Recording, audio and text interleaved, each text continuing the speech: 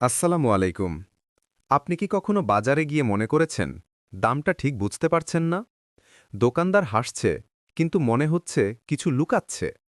একই জিনিস পাশের দোকানে ৫০ টাকা কমে।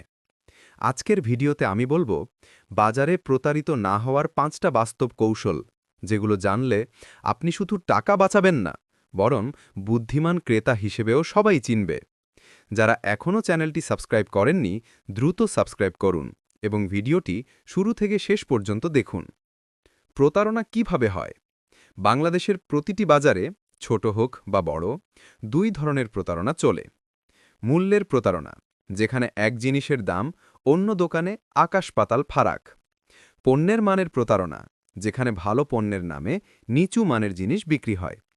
মানুষ প্রতারিত হয় কারণ সে তথ্য জানে না। অজ্ঞতা মানে প্রতারণার সুযোগ। উদাহরণ, একজন ক্রেতা কাঁচা বাজারে গেলেন, বললেন, ভাই ১ কেজি ডাল দিন।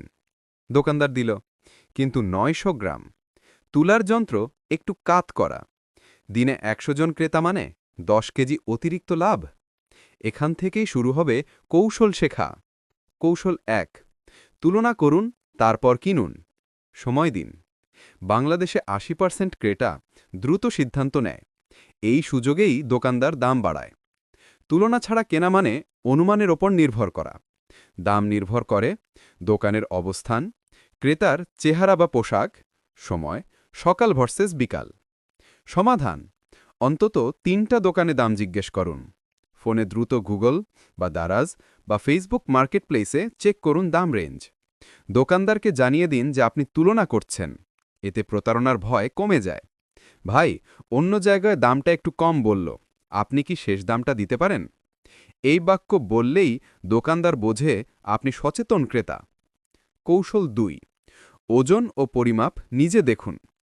ওজনের প্রতারণা সবচেয়ে বেশি হয় কাঁচা বাজার, মশলার দোকান ও দুধ বা তেল বিক্রিতে। উদাহরণ, এক দোকানদার ১ কেজির পাত্রে ৯২০ গ্রাম দেয়। যন্ত্রে সামান্য ত্রুটি, কিন্তু প্রতিদিন শত ক্রেতায় ১,০০০ টাকা লাভ। আপনি যদি চোখে দেখেন ওজনে ওঠানো, তাহলে দোকানদারের ৫০% মনস্তাত্ত্বিক সুযোগ নষ্ট হয়। বাস্তব কৌশল, নিজের চোখে ওজন ওঠানো দেখুন।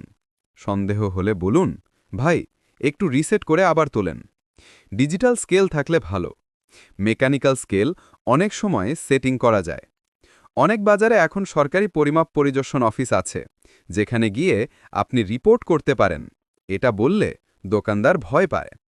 কৌশল ৩, মান যাচাইয়ের ৩টা গোপন টেস্ট। বাংলাদেশে বাজারে মানের পণ্য বোঝা কঠিন, কারণ বিক্রেতারা চতুর। যেমন, পচা ফলকে চকচকে করে মোম মাখানো, তেলে রং মিশানো, চালে সাদা পাউডার দিয়ে পুরনো চালকে নতুন দেখানো। বাস্তব টেস্ট, যা আপনি ঘরেই বা বাজারেই করতে পারেন। রং টেস্ট, তেল বা মশলা হাতে ঘষে দেখুন।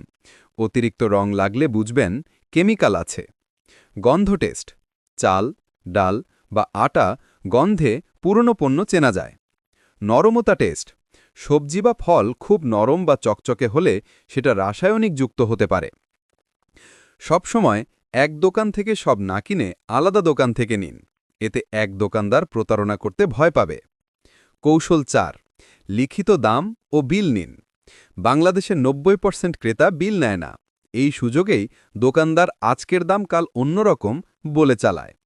যখন আপনার কাছে লিখিত দাম বা বিল থাকে, তখন আপনি প্রমাণসহ কথা বলতে পারেন। বাস্তব কৌশল, ভাই বিল দিন, অফিসে লাগবে বললেই দোকানদার দাম কমিয়ে দেয় অনেক সময়। বড় দোকান বা পাইকারি মার্কেটে ক্যাশ মেমো চাইলে অনেক দোকানদারই ভয় পায়। অনলাইন কেনাকাটায় ইনভয়েস স্ক্রিনশট রেখে দিন। যদি দেখেন দাম অস্বাভাবিক, তখন কনজিউমার রাইটস অথবা 16121 হেল্পলাইনে কল করুন। এই কথা বললেই দোকানদার সিরিয়াস হয়। কৌশল ৫, আবেগে নয়, তথ্যের ওপর সিদ্ধান্ত নিন। দোকানদারদের সবচেয়ে বড় অস্ত্র আপনার আবেগ। ভাই, লাস্ট পিস, আজ দাম বাড়বে কাল থেকে, এটা এখন না নিলে পরে পাবেন না। এগুলো হলো মানসিক ট্র্যাপ। মানুষ আবেগে সিদ্ধান্ত নিলে পরে অনুতাপ করে।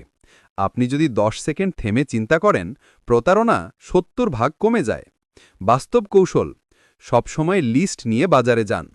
এখন দরকার নেই, এই ৩টা শব্দ প্রতারণা থেকে বাঁচাবে। বেশি বন্ধুত্বপূর্ণ কথা বা অতিরিক্ত প্রশংসায় প্রভাবিত হবেন না। একজন ক্রেতা লাস্ট অফার শুনে তেল কিনলেন 10 লিটার, পরের দিন দাম 50 টাকা কম। তখন বুঝলেন আবেগে সিদ্ধান্তই মূল ভুল। এখন কথা বলবো ক্রেতা হিসেবে নিজের ভূমিকা।